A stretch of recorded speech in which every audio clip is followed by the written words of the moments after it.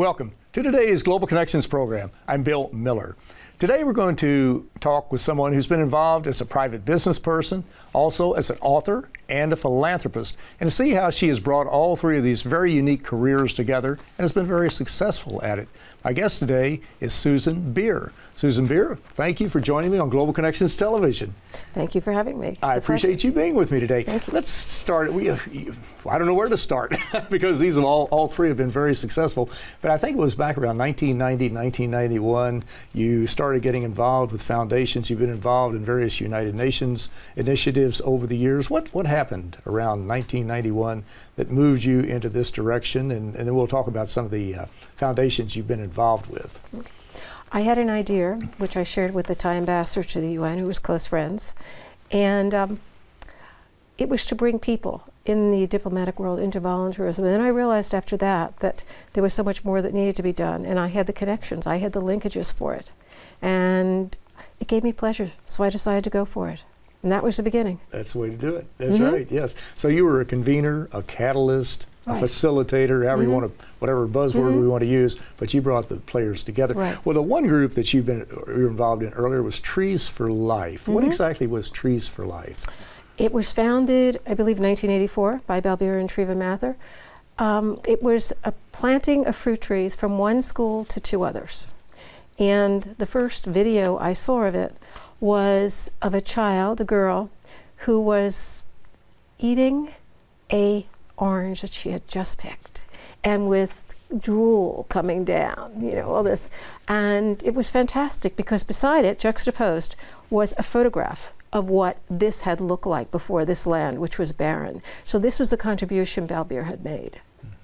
What were some of the countries? And these were mostly in poor countries, right? The least developing countries? Yeah, Guatemala, Nicaragua, India. Yeah, always the poorest of the poor. I see. And how did you pick these countries? There are about 40, 45 less developed countries, or least developed countries. How did you pick those? Balbir was from India, from Allahabad, which is how India is. That's where Trees for Life began, although he's based in Wichita. The rest just where people were contacting him and expressing a need. That was it. And that's gotten it started. That did it. It's he has made a global movement out of what he's doing, and it's gone to the moringa tree, where he did a book, and the book was shared to heads of state, to ambassadors, to any key influencers, and the point was to get it out to the local community, and they were successful in doing it. That's where I really got involved in that, by introducing him to people. But the moringa tree has in its leaves 30% vitamins, protein, basically protein, which is equivalent to what an animal would have, animal meat. So this whole area was really transformed overnight, well, not overnight, but as long as it took to grow these orchards, these trees. And so you take a barren area, you plant these trees, you provide sustenance for the people in that area, perhaps economic activity and things such as that? Well, yes and no. For the moringa, there's a lot of research. It's like 200 million moringa trees have been planted.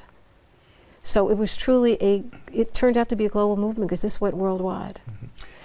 I'm sorry, please. Go ahead.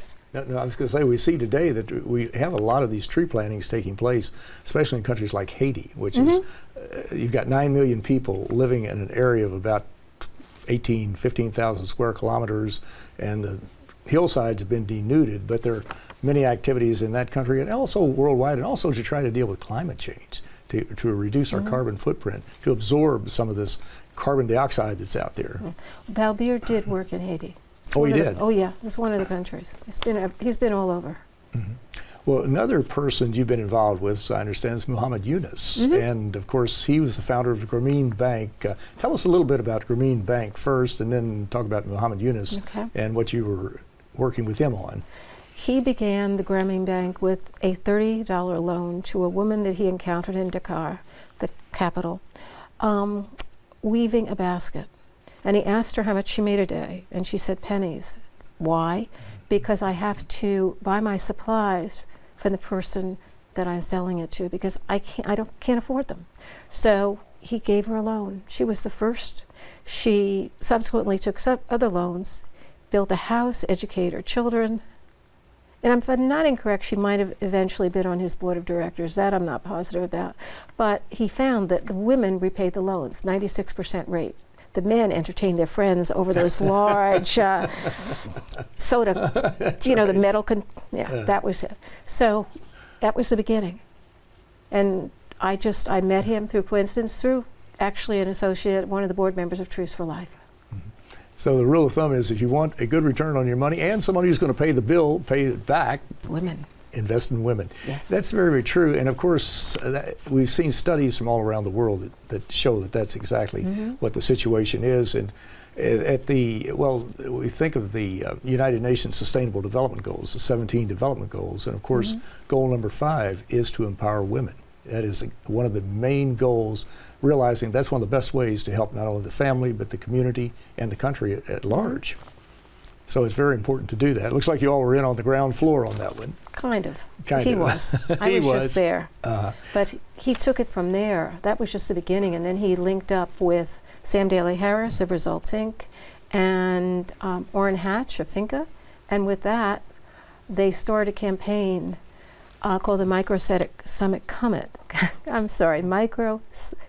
Summit to bring microfinance to the poorest of the poor in the terms of 100 million by 2007. So it was called Where Credit is Due 2005, which is first, and that by 2007 they had 100 million.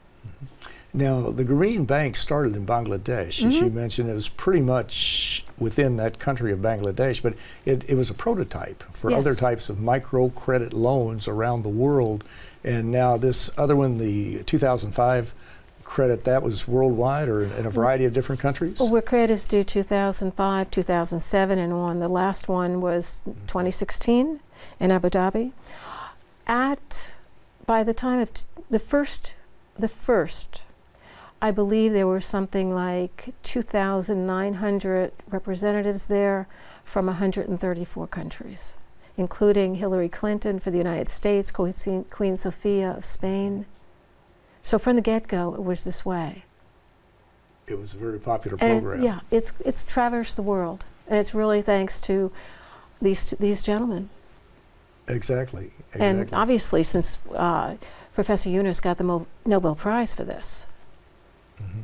He did, and he's sort of been the godfather, I guess, of microcredit, you could say, or the grandfather, however you want to look at it. But it has certainly made a difference. It's revolutionized the lives for millions, literally millions of people, not only in Bangladesh anymore, but around the world, and has brought people together to focus on these problems. And the important thing with microcredit is that you can have someone with talent, someone who is an entrepreneur or somebody who's an artisan or whatever the case might be, and for a small loan, as you mentioned, $40 or 70 or 80, it can make a tremendous difference in the life of that person and the lives of the people in their family.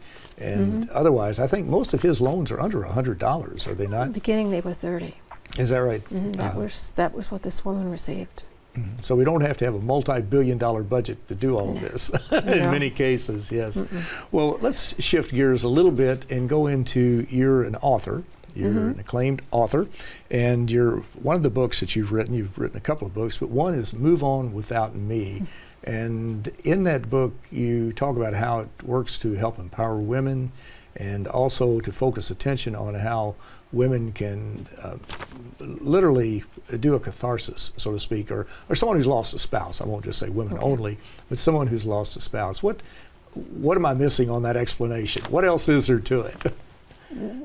Besides woe is me and grieving, it's really anger. For me, it was anger. My husband passed of medical era, but more important than that, really, is the fact that he left me with all the business things I never wanted to have to deal with. And it wasn't because I couldn't, it was just because I did not want to be involved in that. I had switched over to my own things. So I found that I had to deal with those, and in so doing, yes, I straightened them out easily, it wasn't a problem. But it was just one more thing on top of everything else. So when women, particularly women are widowed, they are looked at as a man would be looked at as someone, no matter what he does, he's going to be praised for. A woman is not. It's like, well, that's your role. do it. Take care of the children, support your friends. It's not that way. The women have to learn, as I did, to focus on themselves first, because if they're not healthy, no one else is going to be. So you have to empower yourself. You know, get up. I said get up, get dressed, go out. I don't care if it's to the bank or to get your hair done or for a meeting or an appointment, but just get out. And then look at all the memories and look at them from a positive context. And the negatives, been there, done that, not again. So the things you have to learn. I found since the book was written and published that people have come to me, and as I shared with you, one woman considers her Bible because I tell her to think of her and to focus on herself and not to be woe is me, because it's not going to get you anywhere. And that's what all the books are. Mine is not. Mine's the power of positive thinking.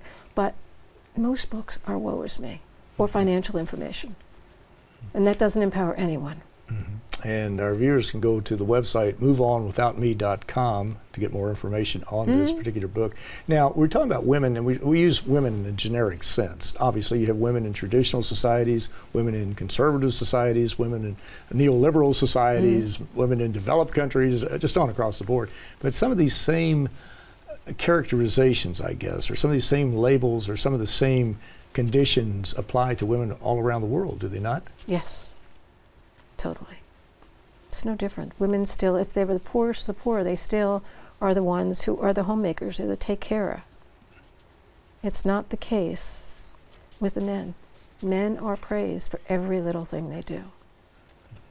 And it sounds like this is a good way to have a catharsis, to reevaluate your life, to take stock in what resources you have, what strengths you have, what challenges you have in the future, what you want to do with your life, and how you're going to make it different.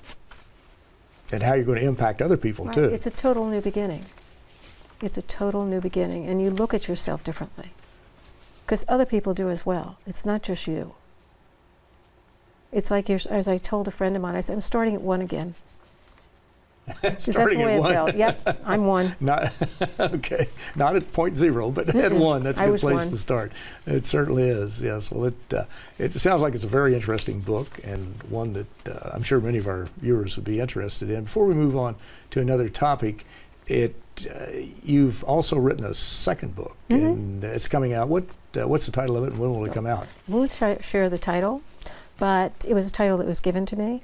But it is The Power of Women, and it really goes into a lot of the things that I encountered and other women encountered and have mentioned to me. You know, one of them is, as I said, about men being given credit if they cook a meal where a woman is just considered normal. There's a lot of empowerment. Women need to recognize how much they do. They certainly do. Yep. Most assuredly. Well, you're watching Global Connections Television, which is a privately funded, independently produced program. The opinions expressed on Global Connections are solely those of the moderator and his guests. We would invite our viewers to go to our website at www.globalconnectionstelevision.com.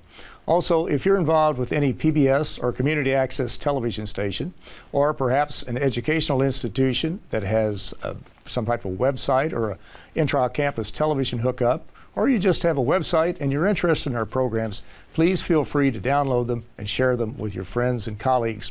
Global Connections Television is provided free of charge at no cost as a public service to help people better understand international issues.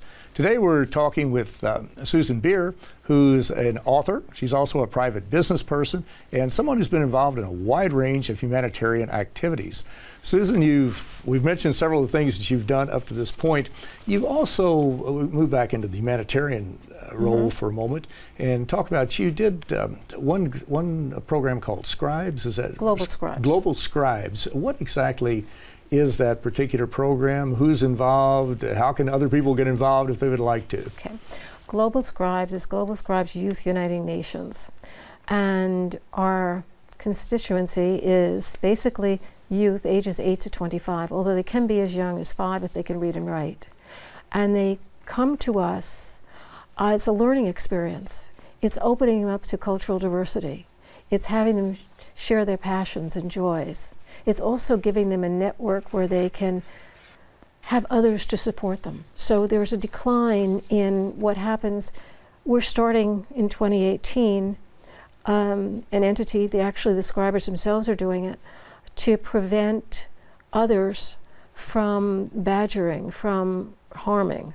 There's too much going on. There's too many youth suicides and other things that are happening. So our youth are looking into this and what they can do. You know, they write their stories on our Spark Word. They either read, write, act, dance it out. Then they do who they are. They're not allowed to give details, but they are required to include no politics, no religion, no socio-demographic segregation, because all are welcome, from the wealthiest to the poorest to the poor, from someone who's well-educated to someone who has difficulty with learning. One of our goals is to bring in more for the disabled, for the deaf, for the blind. So we have not gotten there yet. That will come with our Global Scribe site, is not our website, but another portion of it is more developed. Mm-hmm. But youth are coming to us because they know that here they're finding a home where it's, as far as it's concerned, it's like school first, we second. And schools are recommending us, and not-for-profits. We've been endorsed by like 2 U.S. presidents, by the U.S. State Department. We're a UNESCO club, and we were the Club of the Month in December 2015, right after we were really founded. Our growth has been more amazing, and it's because of the youth. As the founder says, who's a good friend of mine, and was before this all started, she said, if I passed and I wasn't here, this would continue because the youth want it. They're seeing a difference in their lives by able to connect with a child from Africa, connecting from one from America or South America. They're seeing their similarities. Like, there was one video that one of the kids did, and it was eating cereal. It looked like, you know, when you have one of these granolas, mm-hmm. and then another one, you know, they've got a spoon there and they're lifting it up. It's all the same. But they don't see their similarity because they're taught. There are stereotypes. This culture is this, and this. But they're not learning that we all are the same. We're all one. And this is what Global Scribe does. It brings youth together and enables them to move forward with their lives, with leadership, with language, because a lot of them like the fact it's in English, which is considered a universal language, so they're learning English. They develop a network of like-minded, you know, young youth. They are learning and taking what they're learning and moving forward. They're creating a future for them, and they're our future leaders. Can I read something? Sure, please do. That's what I've been having in my handbag. This is something that one of the scribers wrote. We are innovators, creators, and inventors. We are wanderers, thinkers, and explorers. We are artists, writers, filmmakers. We are sports enthusiasts, fashion lovers, foodies, science geeks, techies, musicians, nature buffs, and cultural attachés. We are the future.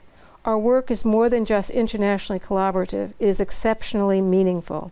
Our work as scribers holds us a critical amount of impact on the way citizens of the world interact and have fun together. This is our world, so we are taking charge. We are youth uniting nations who are personal passions, the written word, and creative expression. Without the virtual network, this really would not be possible. Because of that, these youth can come together with ease. We've got, every week, they have a conference call. They're on WeChat. Every week. Depending on if it's for a school or whatever, they will upgrade. This is basically their life story, because that changes. But they are excited. You know, we've given them something that's beyond anything that they were raised with. And that's what's fun, and that's why Cynthia's in it, that's why I'm in it. And that's why there have been, you know, so many awards and honors because of this, because they see the change it's making in the life of youth. So when you talk about education, we're there for empowerment. We're there for healthcare too, because they're realizing that there's more coming out of this. Because we have, you know, all these different clubs. We've got 15 clubs that they join. And they're anything from cooking to Bollywood, Hollywood, photography, green environment. I said photography, excuse me. We have our own radio station. So, Global Scribes does. Yeah. So anyone who meets that age criteria could go to globalscribes.org and become a member. Is that correct? They can. They have to have their parents' permission if they're underage. But if they are of the right age, which is, over the age limit, which is usually 18, they can join on their own. And there's schools they can join through.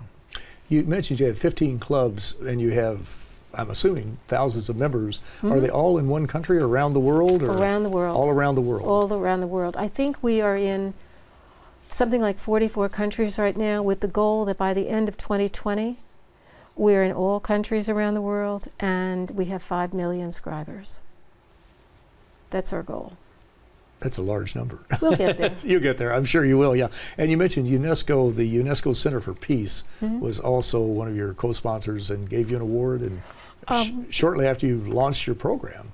We are a UNESCO club. A UNESCO club. Right. We have been since 2015. Yeah. And of course, the United Nations Educational, Scientific, and Cultural Organization, UNESCO, is one of the best known of all the UN specialized agencies and is involved in educational activities and is involved in scientific activities and cultural activities, which sounds like you're including in all of your operations there. Yeah, don't leave anything out. That's very important, right? Well, we're about to run out of time. Before we do, I want to mention that we didn't talk about your private sector activities, and we barely have time to talk about even one of them.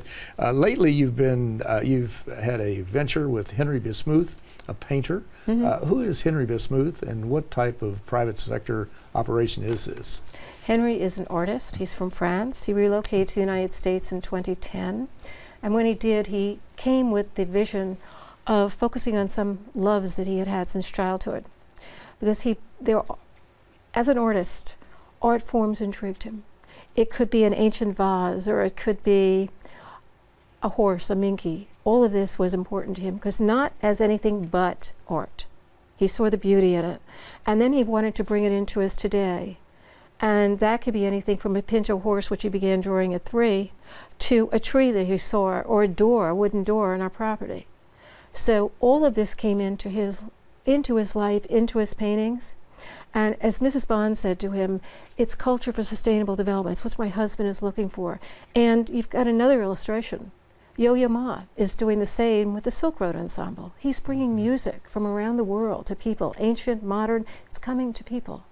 That's what Henry's doing. He wants to create art that people look at and see, and everyone can have their own opinion. Everyone can interpret it as they want, and it's all right. There's no no's. It's all yeses. So if we can do that, and we can show art as that universal language, what could be better? And that's what he's doing. That's his passion. That's where he wants to go. And then we're also involved with philanthropy through his art to entities that we believe in, that share our philosophy. And it's quite a broad array there. In the last 30 seconds, the hardest question yet, why is it important for all of us? People who are involved in the private sector, business people, whatever, artists, scientists, it doesn't matter what you're doing. Why is it important to be involved in humanitarian activities and to lend a hand to help create this better world? For me, I can tell you that it brings me great joy. I like seeing the results. I don't need thanks, but I like seeing them. I like being able to help someone else with no expectations. And I think there's so many people out there who have that ability and don't use it. I think we all should, because that's how we'll make a better world. Very true. It's a group effort. We have to work together. But Susan Beer, author, philanthropist, business person, and many other titles that we didn't get to today. It's been very important what you're doing, and I'm sure what you'll be doing in the future to bring people together, to be a facilitator, to be a convener, to help, again, to ignite this passion and to help us work on these problems, because we have to deal with them together. Nobody's individually is going to solve climate change. Nobody is going to solve the Ebola virus by themselves. We have to work on this together. But I want to thank you so very much for a very interesting and a very informative program. Thank you. Thank you. It's my pleasure. I'm Bill Miller. Thank you for joining us today on Global Connections Television.